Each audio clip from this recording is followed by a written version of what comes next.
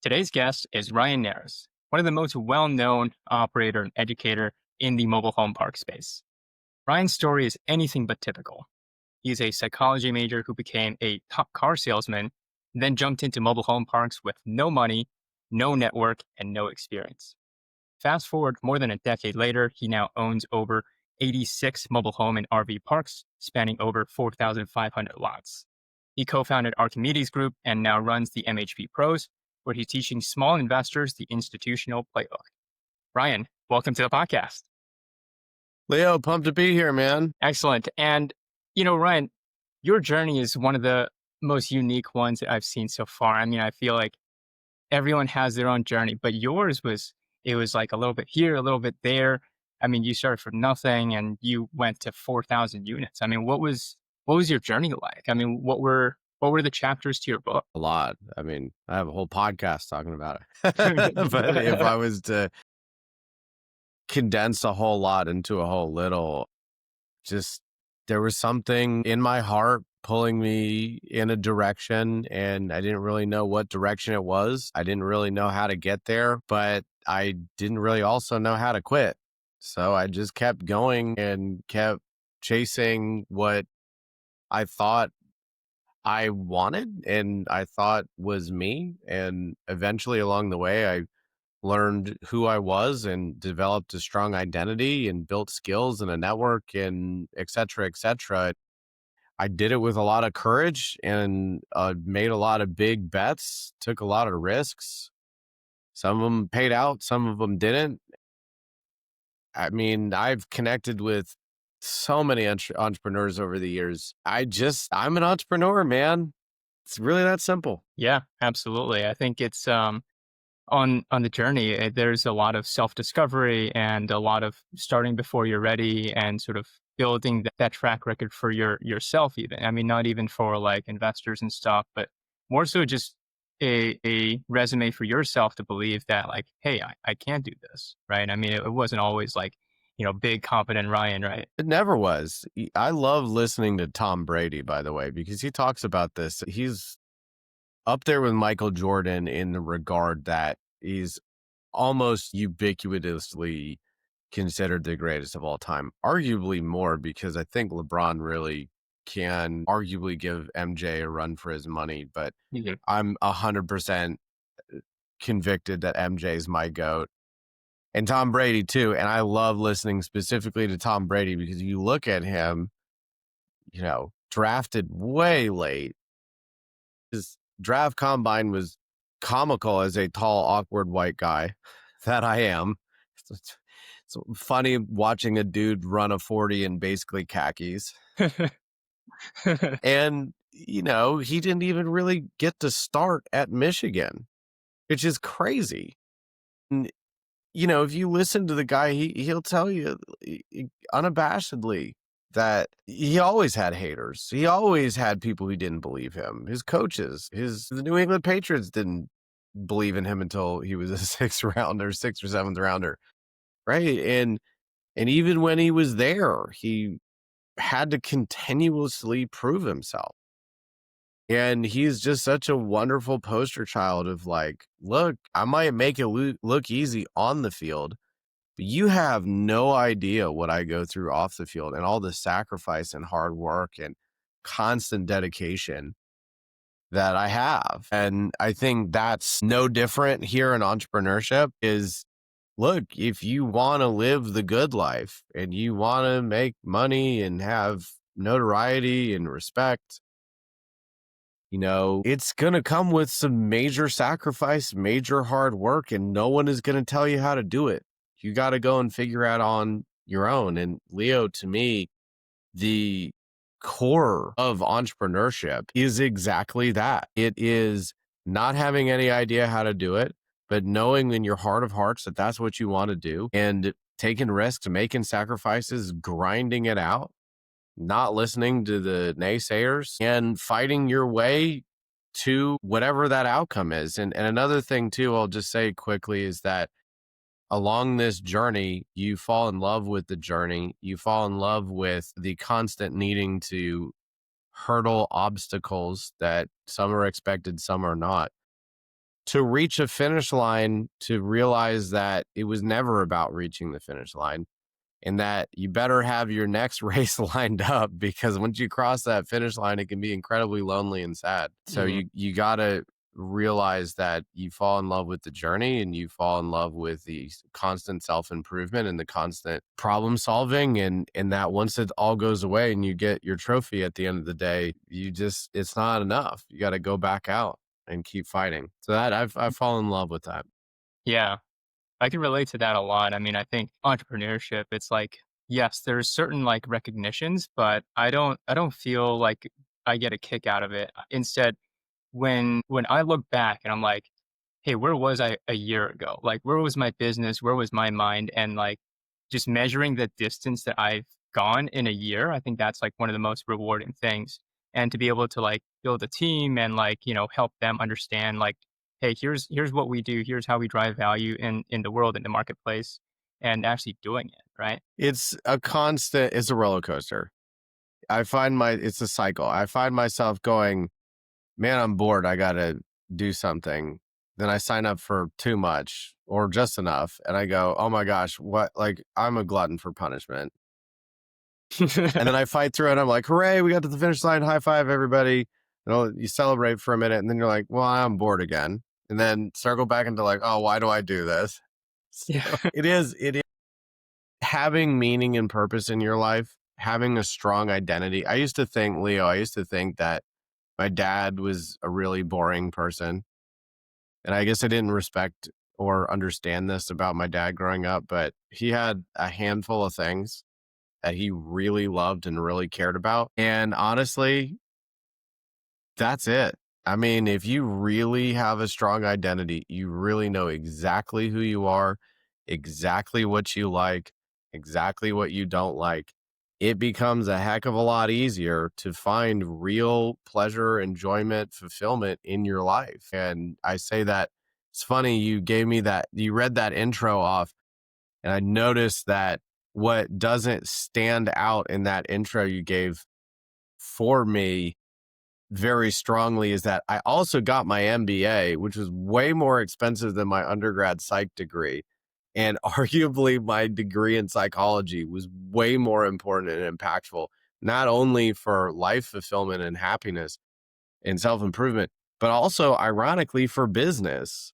Because I've been on the phone all day long, Leo, teaching people, talking to my teammates, my business partners, etc. And all of it had a psychological aspect of it.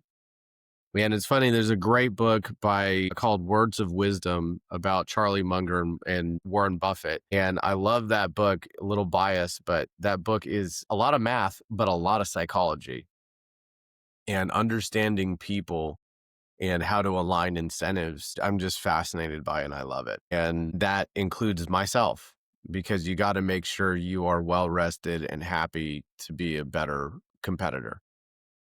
Yeah, I think I think that's something that is quite overlooked, is just resting and recovering and like making sure that you are the best athlete that you can be, right? Because like us as entrepreneurs, like we're in the battlefield of value. We're like trying to figure out how do we give enough value to another party that they're like, hey, I value what you have more than this dollar in my hand, so I'm going to transact with you. And, like, to do that is, like, much harder than people think it would be. It's not like these big companies that figured it out, right? Like, for us, we're doing it from the ground up. Starting with no money, that was a lesson that I learned after I learned it, if that makes any sense. I intuitively understood that concept, but couldn't find the words for it. I cannot express how true that is. So I like to tell people my backstory publicly, that when I got started, I left a banking job that was put me right smack dab in the middle of middle class America. And I didn't have any money. I had a negative net worth essentially because I had student loan debt. So I was in no danger of buying commercial real estate. And I found my way in because I was able to understand that the way you get something in life is by giving someone something of equal or greater value. So the dollar is a great example. Leo, you have something I want. I have a dollar. I'll give you the dollar. You give me it's the basics of the barter system, right? But that's all rooted in psychology. And the really hard thing for entrepreneurs is to be okay especially when you start out, giving a disproportionately more portion of what you are receiving. Most people, if you break it down and if you read the book Give and Take, most people are one of three things: givers, takers, or matchers. Most people are matchers. In the book, they say over 80% of people are matchers. I give you a dollar, I get a dollar's worth of value back. A good chunk of people are takers. Got to be careful of them. You can still work with them. And the people that they find consistently do really well in life are givers. And I was a giver, so that came easy to me. I went, yeah, I don't care. I'll make you $1 million. Let me get this over here. Right. And that allowed me to get started. And a lot of people ask me, Leo, like, oh, would you have done something differently? Like, would you have wanted more equity or a bigger fee or more this, more that? And I'm not gonna lie, it really gets to me sometimes where I sit back and I'm like, yeah, I probably should have been a little more greedy there. But the reality is, it's easy for me to say that now after I made all the mistakes, learned all the lessons, built the network, built the team, have the clout and the respect, and I've returned investor capital multiple times, right? It's easy for me to say that now, applying today's skills, knowledge, and network to back in the day. Sure. But like, I needed to learn those lessons. I needed to make those mistakes. I needed to lift other people up higher before I could lift myself up. And that is really stinking hard for Mm. people who are matchers to go out and go, I don't have the skills, talent, network, etc. But the only way I'm going to get those is if I give people more value than I'm extracting. Very hard for matchers, almost impossible for takers. So is everybody listening in? That's just be okay making other people richer. Because by the way, if you ever read Robert Cialdini's Persuasion, you know that the most persuasive trigger, if you will, is reciprocity. And if you go out and you help someone disproportionately, most people are matchers and they're going to feel that. They're going to go, wow, Leo helped me out and I didn't really help him out that much back in return. Now I feel a little uncomfortable. I'm going to go out of my way to help him. It's another great book, by the way. And he also says in that book, even if you hate the other person, you'll still abide by reciprocity. So Sure. you have to believe when you're starting out that by being a giver, it will come back to you. I'm a poster child of that. I still do that to this day. I'm a mega giver, and it is more than come back to me many, many times over. So I just want to encourage all your listeners, if you're starting out, be a matcher, be a giver, invest now. Be okay making a bunch of people a bunch of money for many, many, many years, because it will come back to you if you do all the right thing. Mm. I definitely relate to that, Ryan, because I think early in my career, like when I was trying to figure this whole thing out and like entrepreneurship and stuff, I was like, man, like there's like no results from this. I'm like going to a dead end here and like, can't figure this out. So I'm like, yeah, screw it. Like I'm just going to help people. Like I have no requirement or like regard for return. I'm just going to help people, add value to them, hopefully help them on their journey, however big or little it may be, and just say, screw it, whatever. I think, like lighting other people's candles is not going to diminish mine. So I'm just going to continue like that. I think, I'm at that phase where it's like, okay, like now I'm starting to see things sort of like slowly tip around. Like, oh, okay, it's not just all giving. Like I actually get a little bit of benefit from it, but I wasn't expecting it or getting it for a long, long time. So the follow up for you is, when have you noticed that sort of dynamic change? Have you like, was it always like giving, giving, giving, and then was there a period of time maybe after like your first deal return capital to investors that you're like, okay, now I'm starting to see some return for this? Yeah, I mean, sorry, my foot got stuck on something. I mean, it's different for everyone. I think that when I was starting, most people would not take my call because they just didn't believe that I had anything substantial to offer to them. It took a little bit of time to kind of prove that I could provide value. And eventually you start picking up some steam, and you're all give at that point in time. And, I don't know, maybe 3 years in, give or take, I really started having something. I really feel like after 3 years, I full dedication to mobile home parks and entrepreneurship. Like 3 years of really just getting it, and not even just when I was full time, but when I was full time in banking, and when I was a full time MBA student, working a part time mobile home park job, trying to get there, like dedication, working 2 jobs basically. And it took, I don't know, 3 years, give or take, to really, really be to a point where I spoke with a lot of confidence and I had a lot to add and stuff started to come my way. Maybe Mhm. it was a little bit less than that. It's been over a decade. So we're talking 7, 8 years ago now. Could have been a little bit before then. But regardless of the specific as to the date or the date range, is that at some point in time, you start being able to connect people in a meaningful way because you have a network, having good answers to people's questions and problems because you've seen it before and you know the gist and how to answer it. And really being able to actually help someone to the point where they are comfortable giving you money or giving you reasonable favors to help you get where you're going. So it just takes time. And it's funny, I was talking to my former business partner and close friend, Ian Tudor, within the last couple months, still love the guy to death, even though he's in something else. And it was funny because he was telling me that since we bought him out and he went and started another business, because he's just like me, he's an entrepreneur, just period, full stop. That's what the gentleman is. And he was telling me, he's like, man, it's funny, after he and I spent about 6 years together growing our business and getting to that point where it was really something. And then to just cash out, walk away and start over fresh. And he's told me, and he'll tell you this, he's like, you forget the first year or two, you just don't make any money. Mm. Like you may lose money. Right. And it just takes a while to kind of get the flywheel going. And that's true even if you roll into whatever you're doing with money, with a network, with some experience. It's a skill set. Entrepreneurship is a skill set, but then you also have to have your micro skill set too, right? You have to know that business you're attacking.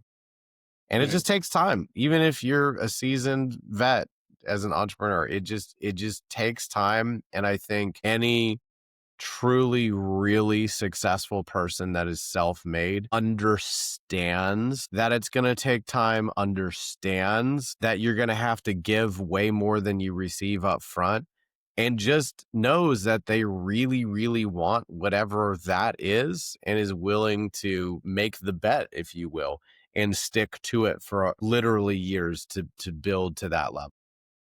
Yeah, I think the analogy that I think of is like a rocket ship, right? I mean, it's the stereotypical one for entrepreneurship, but it really is true. I mean, it takes so much kinetic force to even get something off the ground, right?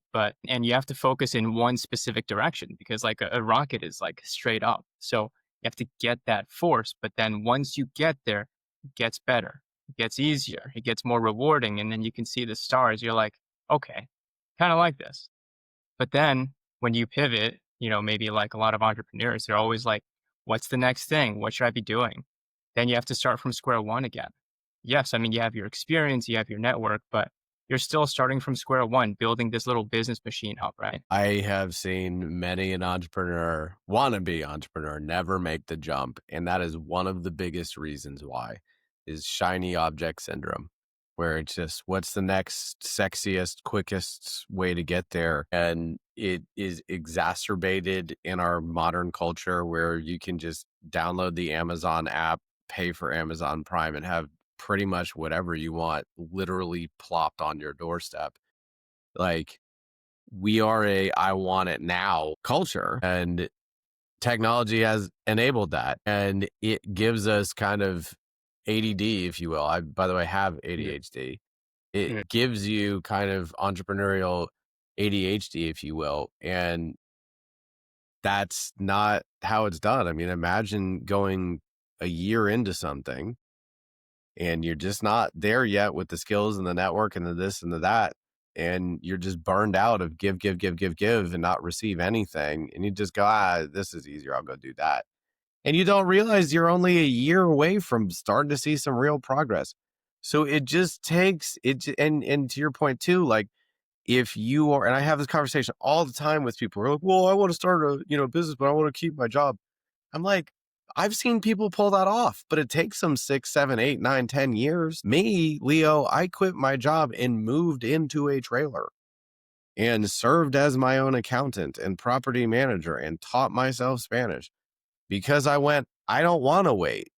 I know exactly who I am, exactly what I want. And all my middle class friends and fellow MBA candidates, now MBAs, looked at me and kind of giggled and were like, okay, that's what you want to do. My parents are like, I feel like you're going to lose all your money and this is a scam, and meanwhile, there's probably only one person who believed in me. That was Ian Tudor. I mean, my wife famously went on my podcast and was like, I thought he was nuts, but I loved him. And I guess we're going to be broke and living on a blow up mattress together because I love this man. And my wife publicly admits she did not see the vision either, at least up front. Mm. And, maybe Ian and I were just two crazy dudes, or maybe we had the vision and we saw the sacrifice and the risk that we needed to make it all worthwhile. And Leo, I can't imagine trying to do 2 or 3 or 4 things at once, right? Like if you want it and you want it as fast as possible, then you need to do something bold, like quit your job, let more than half your pay, sell your car, have no car payment, cut your lifestyle, do something that conventionally looks dumb and go all in and chase it. And again, the reason why I say like maybe year 2, year 3 is because it took me 2 years to even get to the point where I feel like I was taking a calculated risk that wasn't just bold and stupid. Because I'm not saying like, oh yeah, I want mobile home parks, I'm going to quit everything and just go. No, you need to take time to prove concept.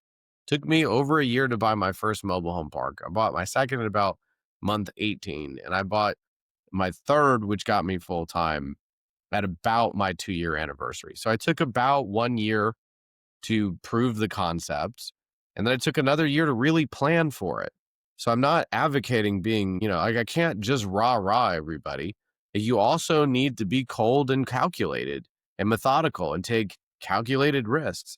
And Leo, I like to say you got to kind of be an astronaut because, in the light of a rocket, like that's unbelievably dangerous. Like you are literally sitting on top of a tower with an unbelievable amount of propellant and explosives, right? You're literally going to fling yourself into orbit. Like you need to rah yourself before you go and plug into this rocket ship, right? Mhm. You have no choice. Like you have Mhm. to psychologically be there. But at the same time, you're not just going to be like, all right, let's hop on and go, right? Like so you need to have that astronaut mindset of like, I'm going to go, I'm going to be smart, I'm going to be calculated, but when it's time to get in, I'm going to get in and we're going to go. And if I blow up and I burn up and I'm dead, that's a risk I'm willing to take, right? So there's got to be prep, there's got to be calculation, there's got to be sacrifice, there's going to be risk. You could lose it all and worse, right? But like for me, by quitting my job as soon as humanly possibly I felt I responsibly I could, I did. And you know what the funny part is? It's my favorite part of this story, Leo. My favorite part of this story is when my dad told me it was going to be a scam and my wife was like, what are we doing? We're not doing this. When, people close to me who were just trying to protect me. This was Mhm. not nefarious. This was just middle-class mindsets, not understanding an entrepreneurial wealth mindset, because that's what it is. That's all it is. They don't Mhm. understand it. And that's why they're not wealthy. And that's okay. You don't have to be wealthy to be happy, but like if you really want that, you have to be different. because, the 1% think different than 99%. So you got to be different. You got to Mm. kind of be an outlier, right?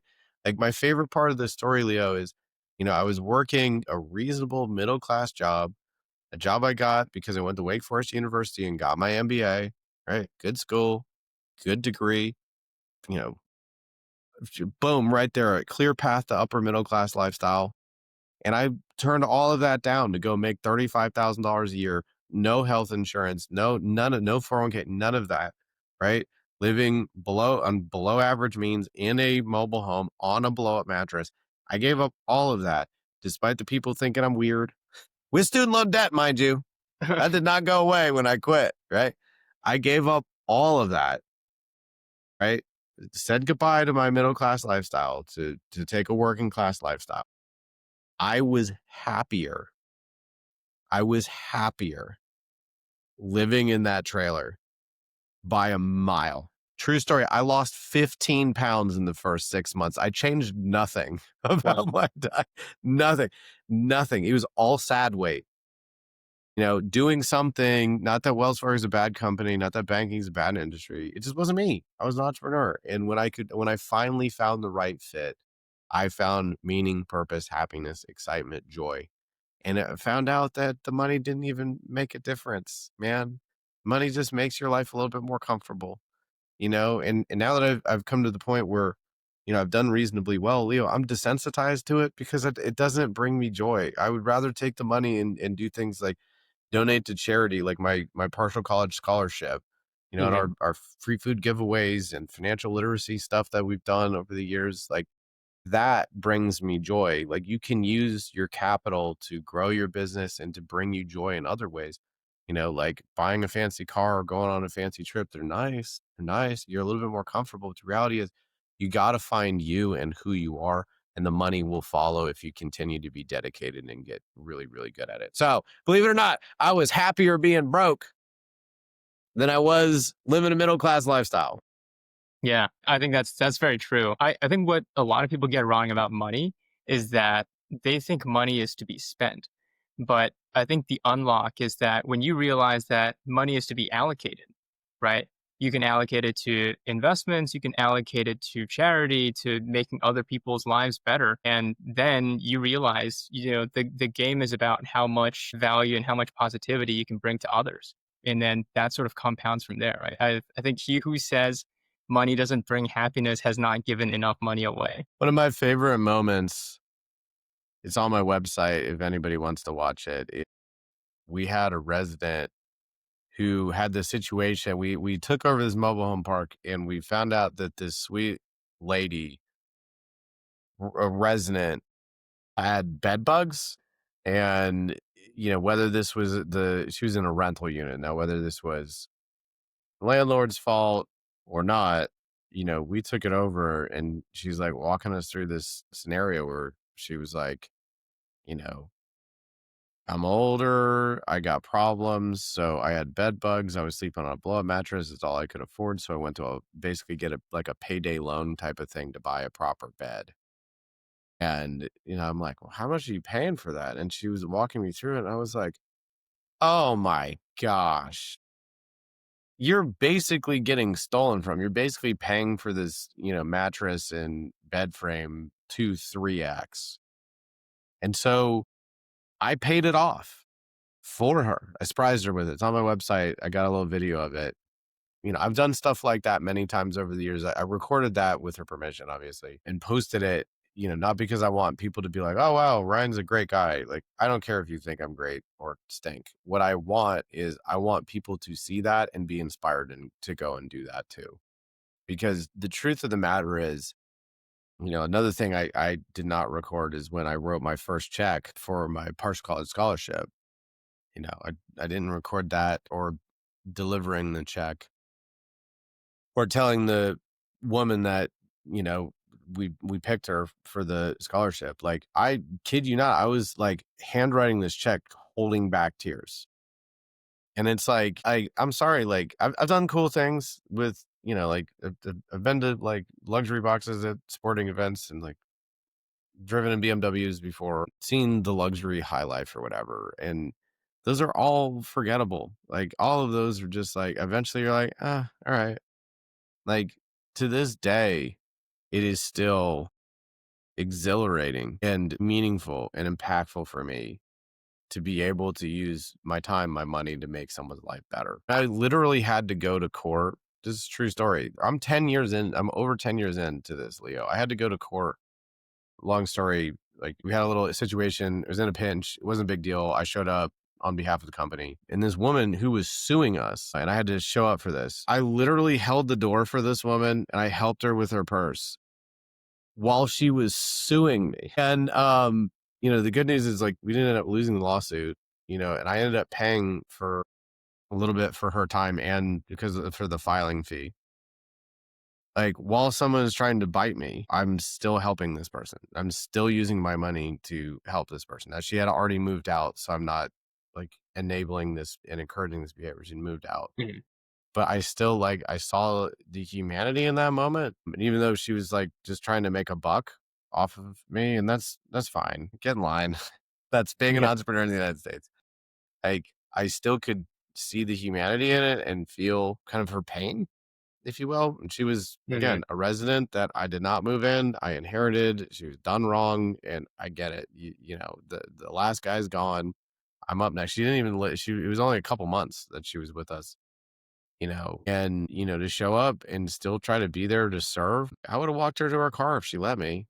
And it's like, and this is someone trying to, squeeze something out of me or get a pound of flesh from the last guy who wasn't there anymore. Right. Like whatever her reason, like, I don't care because I personally am moved and feel warm and happy.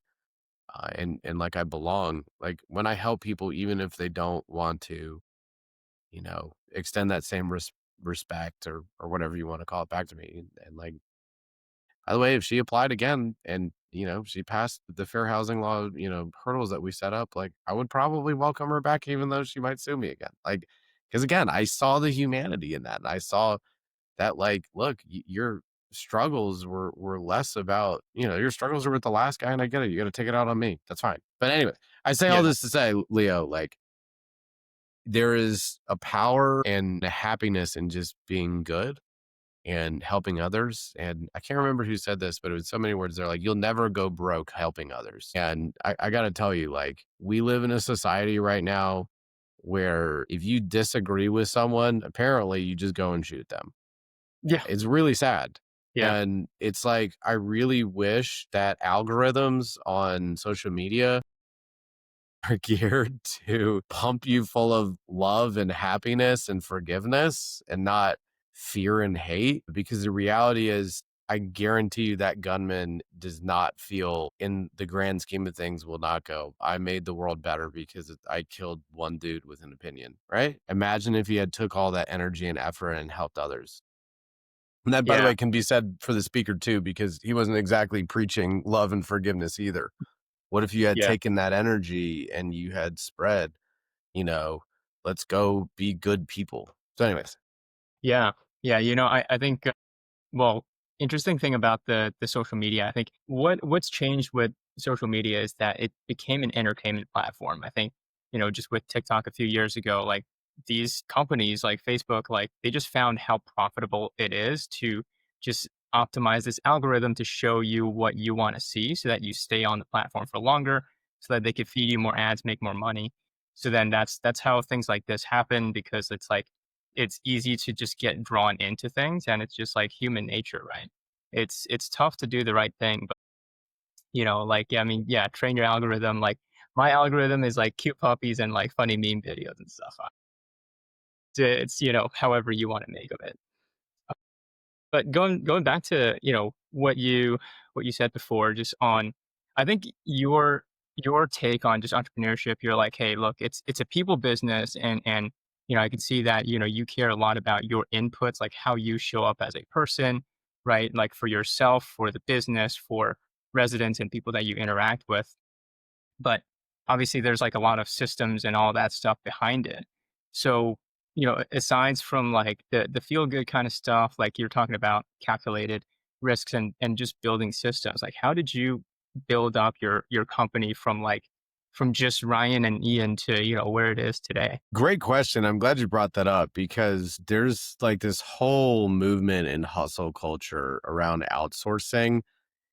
And it's so compelling because it just solves so many problems. Like, oh, what if I could just hire someone to do that? Like, I don't like accounting, just hire a bookkeeper. And there's so many influencers out there just pumping this, like, you can't get ahead unless you outsource. And while that's true, I didn't have any money to outsource when I was coming up. So I had to do, I mean, maybe that's, bookkeeping, property management, cutting the grass, being your own handyman, moving your own mobile homes, getting your own permits. Like, there were things that had I listened to those influencers, outsource, get rich off the back of others, like, had I listened to that up front and had money, I would have not been who I was as fast because a $1 activity outsourced and not understood can become a $100 activity when you outsource it wrong. And it turns out there's a lot of people who would gladly take your money and not do a very good job of it. And the funny thing is, I have seen a lot of people who started around the time I started who outsourced and never learned those skills and ended up getting destroyed, specifically around accounting, mind you. Like, there's a lot of crooked accountants and CPAs out there. I hate to say it. It is so easy to just be like, just hire a VA or, this CPA is cheaper. It's a tax return, right? Going through and learning that stuff, not to the level of like to pull from martial arts. Like, I'm not saying you need to be a black belt in everything.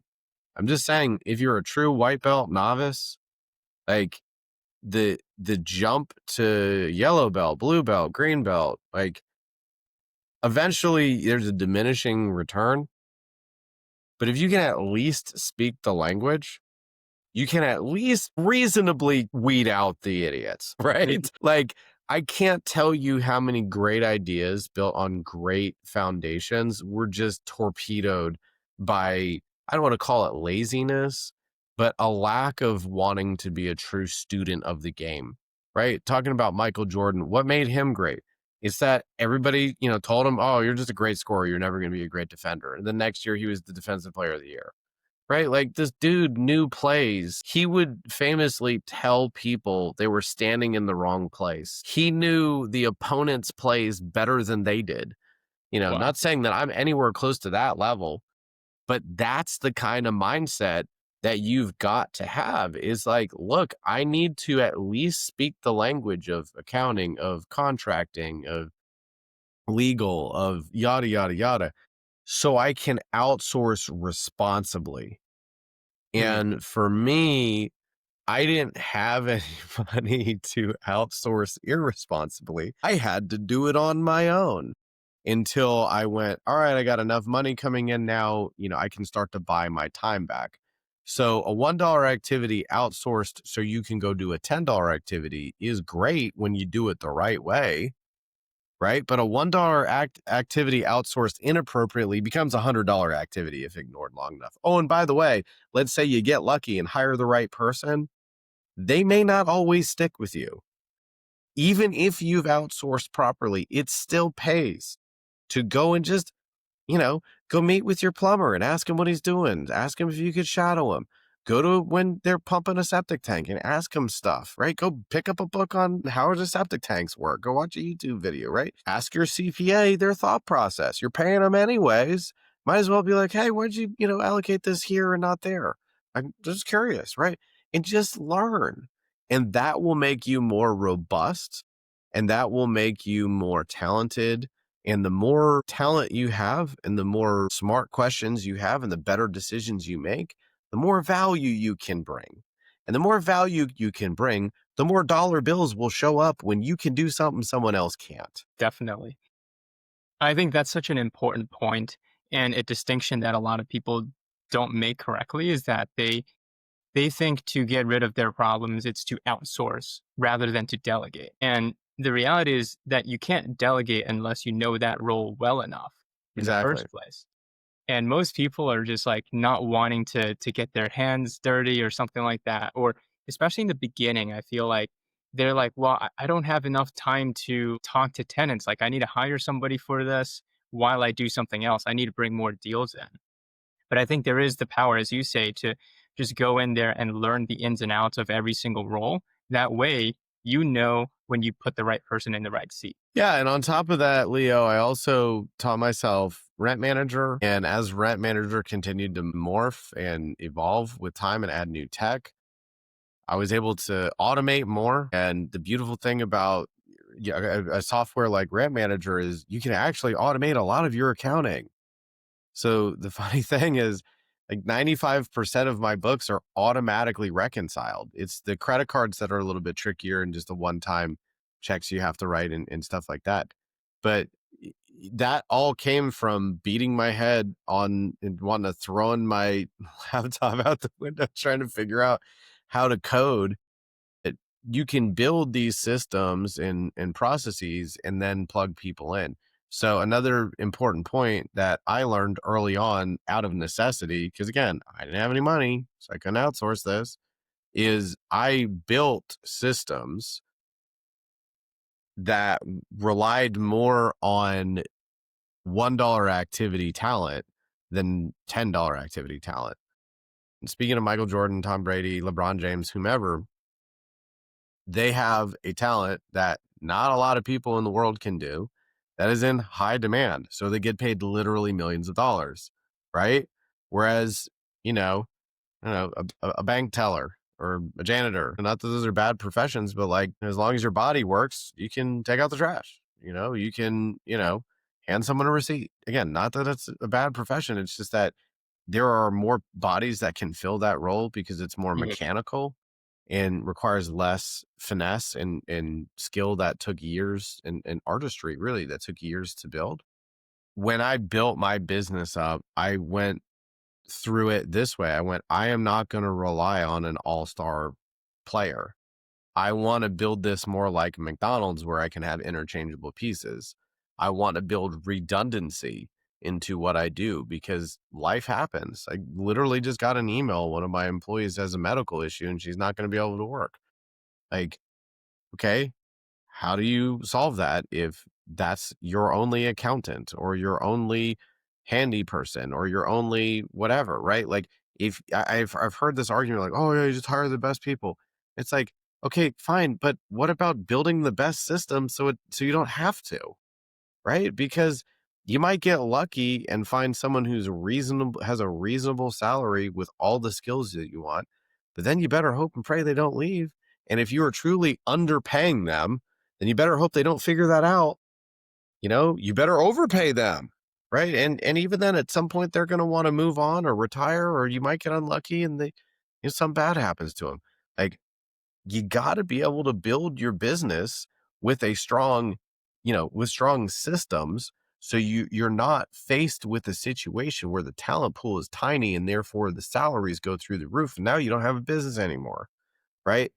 All of this comes from learning your business. Again, not to black belt level, but like, gosh, at least try to at least pick up a book, at least ask a question.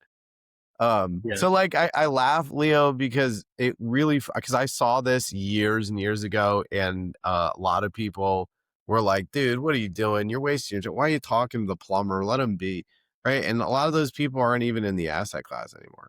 A lot of them are Mhm. back at work, and so it's just funny to me. A lot of them ask me questions. And so I sit back and I'm like, y'all wanted to throw shade years ago. And okay, like I told you what to do. I told you the answer is go and learn. Go to your property, get out of your BMW, dude. Mhm. Yeah, that's very I've seen true. that a lot too. But Yeah. Leo, I'll say this real quick, man. For, Mhm. for a lot of your listeners are going to be in the position I was in with no money, no network, no experience. If you are listening in, no, it's not a curse. It can be a blessing if you have the right work ethic, you have the right luck. Because I was lucky. I'm not going to sit here and say I had no luck at my coattails. I did. You know, if you have that right mix, it will force you to become the best version of yourself. And you are much better off not having a pile of cash to make your life easier and more comfortable. Like we were saying earlier, sometimes having that struggle of not knowing where the next dollar is going to come from will motivate you to really reach that next level like nothing else. So it's not necessarily a curse, listeners, or at least don't let it be. That's right. Life is what you make of it. You always have a choice, right? Life will happen regardless, but how you respond to that is entirely your choice. And that's what, like, mindfulness and like all that stuff teaches you, right? Because like once you bring your consciousness to something, you have a choice. And that choice is yours. So speaking of that, Ryan, like when you're like trying to just juggle everything, right? I mean, I feel like you grew your business messy, which is kind of how I did it. You just said like, you know, I will do whatever the business needs, whatever the property needs to get going. So like what were some of like, I don't know, the most impactful systems that you put in place or like, decision making frameworks like for you to just manage everything? Cause like, I mean, obviously like sometimes you'll get dragged in one direction, employee will like take time off or like, I don't know, a bad asset will just like take your asset or like take your attention for a long time, right? How do you like manage that? Yeah, I mean, that's a great question. It's funny. I was just having this conversation about an hour or two ago with someone who was just starting out or is just starting out. And she's like, your podcast, there's kind of a lot of it. What would you recommend? Where should I start? And I looked at my podcast. I was like, literally the first episode. Because what I talk about in the first episode of my podcast, which by the way, I made in March of 2018. So almost a decade ago as of this recording. And I step back and I smile because I'm like, I remember that. that's what I say in this is perfect because what I address is the overwhelming nature of getting started. Okay. I got to be a good underwriter. I got to know all the brokers. I got to be able to dial for dollars with investors. I need to be able to operate. I need to be able to do da, da, da, da, da. I need to be cold calling. Da, da, da, da, da, da. I need to be doing all of this and at once. It is overwhelming. It's like walking into a room and there is a monster in there that is a Goliath and you have a weapon you have no idea how to use and the lights are out. It is incredibly scary and intimidating and it's so easy on top of all of we mentioned earlier where you're like, you got to be a giver during this time and expect nothing in return. And it may never work. And you may go bankrupt, right? Like it's really scary and really overwhelming. And it's really easy to convince yourself that everything is important because everything is important when you're just starting out, where you have no systems, processes, procedures. And it's really, really easy to gravitate to what you like to do and you're good at because it's comfortable and feels good. And for most people trying to get into mobile home parks, it's people coming from a finance background. So where are they at? They're in the sheets. You don't know what I'm talking about? I mean, Excel spreadsheets, underwriting. And for a lot of finance nerds, myself included, it's a heck of a lot easier to be at your laptop underwriting a deal than it is on the phone with the broker. Now, thankfully, I was a salesman, so I found it a lot, former salesman, I found it a lot easier to hop on the phone. But still, like I found myself cold calling when I should. Like it's time to put the phone down, right? It's time to come and do some admin work, right? And what I talk about in that first episode is more or less you need to learn the ability to triage. You need to find, I say this over and over again in my podcast, you need to be able to diagnose what's a $1 activity, $2 activity, $5 activity, $10 activity, $100 activity. And you need to understand that you only have so many productive hours in a day if you have a full-time job. And when I realized, thank you, Ian Tudor, he was like, you got a lunch hour. What are you doing then? And I was like, I'll do you one better. I could book a meeting and no one would know it.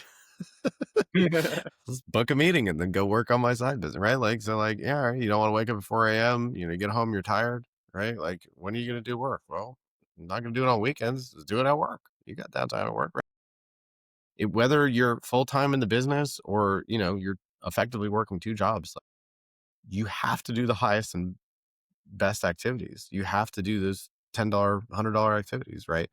And you have to be incredibly honest with yourself about, am I doing this activity because it makes me feel warm and fuzzy and I'm good at it, like underwriting, or for me, cold calling, right? Am I overdoing it? Like it's not a $10 activity in perpetuity. Eventually it becomes a $9, $7, $2 activity, right? Because you've done it too much. There's a diminishing return in it. You have to be honest with yourself about what should I really be doing right now in this moment? Am I Mhm. just doing something I'm good at and trying to justify in my brain why I'm spending too many hours on it? I'm telling you, I've seen so many people get stuck in that trap. Just, you know, a freak in the sheets. Mm. I don't Yeah. want to pick up the phone. And like that is what you really have to learn how to do up front. Mhm. And I cannot say in a very generalistic sense, beyond a generalistic way, that like each person is different and you have to be honest with yourself. So the way I, kind of hacked my way through being as effective and impactful with my time, it was very different than you, Leo. It was very different than each one of your listeners. You have to be brutal and cold hearted with your time, especially up front, until you can start to build out. And that's why I talk about this in the episode too, where you can start to build out systems and processes and procedures that make it so you can do more and quicker. One quick, for example, by the way, is writing a quick Excel spreadsheet that'll allow you to underwrite a deal in 5 minutes. Now, is it accurate? I mean, it's like a shotgun versus sniper rifle. Turns out sometimes you can get away with a shotgun, right? Mhm. Imagine spending 4 hours writing a big complicated pro forma just to realize you don't want the property anyways. Or spend 5 minutes and you're like, I don't want this. Move on. You just, gain back almost 4 hours, right? So Yeah. that you have to be brutal and start to really develop a skill triaging and properly prioritizing. Mm. Mm. Very well said. And as we sort of wrap up, I have a couple final questions. But before then, how can listeners get in touch with you? How can we connect with you? Who are you trying to meet? How can we bring value to you? Listen, my favorite rapper is Tupac, and he said, I ain't hard to find. And that's on purpose. I've gone through this many times, Leo. Like, should I just delete all my social media? Should I just shut up and become hard to find? And I keep coming back to this. The answer is no, because I want to inspire others to go out and be good people and make this world a better place because they were here. And if you hear my voice and I inspire you, I want you to come find me. I have made myself easy to find on purpose so I can help inspire you to go and do good things and be a good person. So then you can go and inspire others. It's incredibly efficient, by the way, for me to come on podcasts like Leo's and have my own, because I can reach people I may never get a chance to meet or talk to ever. But if I can, spend an hour with Leo here and this content be evergreen and I can have a big reach, it can be impactful. So I want to hear from you. I have 2 podcasts and a LinkedIn. Join it. Hop on LinkedIn. I believe I'm the only Ryan Narus in the world. And if there is another one, I'd kick his butt or her butt. Ryan can be a girl's name too. I kick that person or those people's butt in SEO. I ain't hard to find. NARUS. Hop on my LinkedIn, email me through my website. My podcasts are Mobile Home Parks in Real Life and the 30-day MHP, where I basically take all of my wisdom and put it in the rear view mirror and go, how would I have done this now that I know what I know? How can I cut back and save you time if you're either just starting out or you're plateauing? And like, imagine a decade's worth of knowledge and network and experience, 88 properties, almost 5,000 lots total, all condensed in a quick little podcast episode. It's a no brainer. So come find me, take some notes on my podcast episodes, email me, let's hop on a call. If you're in North Carolina, come see me. This is where I live. I'm happy to help y'all, and I aim to inspire. And Ryan truly means that. I mean, he's been just so giving and so helpful just throughout my journey as well. I think it's funny because like I listened to your first episode and I was literally taking notes. Like many of your episodes, I'm like, okay, I gotta write this down. Like that's good stuff. So he really means that. So thank you, Ryan. Um, final question, two-part question. What did you wish you knew 10 years ago, and where do you want to go in 10 years? What do I wish I knew 10 years ago? I wish I knew that Bitcoin was going to go through the roof. Same with NVIDIA. Yeah. But a serious question. I think I'll steal Tim Ferriss's answer because he was asked something relatively similar about the 4 hour work week. He's like, knowing what you know now, would you change? What would you change about the 4 hour work week? And he's like, I really wouldn't change anything because the outcome was what I wanted. Uh, and insert all the points I said earlier, Leo. Like, it's a journey and you forget what you learned when you learned it or who you met when you met that person. And it's very, very difficult to accurately look backwards in time and go, gosh, if I just knew that, or I just had that contact, or I had this, that, and the other thing, because you forget the complete person, or at least the degree to which you are completed today versus yesterday. You forget what pieces were missing. So my answer to this question is, in so many words, just do more. Like if I had got a chance to talk to my former self, and non-joke answers, real answers, I just be like, dude, just do more of what you're doing, because what you were doing it worked. Like, just do more of it, and maybe it'll be even bigger than it is today. Not that I'm unhappy or unsatisfied with the way it is today. Just do more of it because it was right. And in terms of your second part of that question, where am I at in 10 years? Whether it's mobile home parks or office buildings or coaching or funeral homes, I don't know, insert something. Like, I really love helping others, and I really want my life to be able to look back on my life going, I made this world a better place because I was here. And so I also realize that life throws a lot of twists and turns at you. So I have no idea what the heck is coming my way. I just know that I truly enjoy the journey, and I have fallen in love with figuring out problems and solving them in unique and fun and creative ways. And I really hope it just gets to continue. I don't want all green lights. I don't want no hurdles, right? Like, I want challenges. I get bored if there's nothing to solve. All along the way, if I can continue to the best of my ability to make people's lives better and help inspire people to go out and help others, so we can just snowball it out and just continually fight these stupid algorithms that make us hate each other, if nothing else, so we don't shoot each other in the face. Like, please, y'all, if you're listening in, go be a good person, spread love and forgiveness. It's harder than spreading hate and fear, which is easy to spread and addictive. Don't take the drugs, go to the gym, so to speak, go and do something that takes high character, which is forgiving people and loving people, even if they're suing you. Hmm. It's hard, that's it. What that are truly good are worth the difficulty and will make Hmm. you a better person, and feel awful in the moment, but feel incredible after the fact, and worth all of the hardship to get there. So life's not always fun or easy, but like, as long as you're heading in the right path, boy, is it ever worth it to look back on your life and go, how many people I made better. By the way, real quick, I want to say this before we leave. Just attended my 8th SECO in a row in Atlanta, Georgia. And at this SECO, we had about 30 people show up to the mentorship meetup. 30 people. Wow. You saw the pictures. You count them. There's a lot of people there, and multiple people pulled me aside and were like, you've made my life so much better for being in it.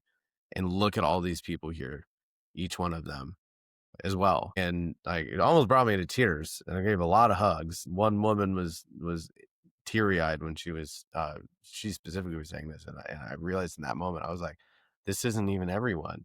Think about all the people who aren't here. Think about the 10 people you helped, right? And like, to me, that was way more important than however much money I made or what car I drive or any of that.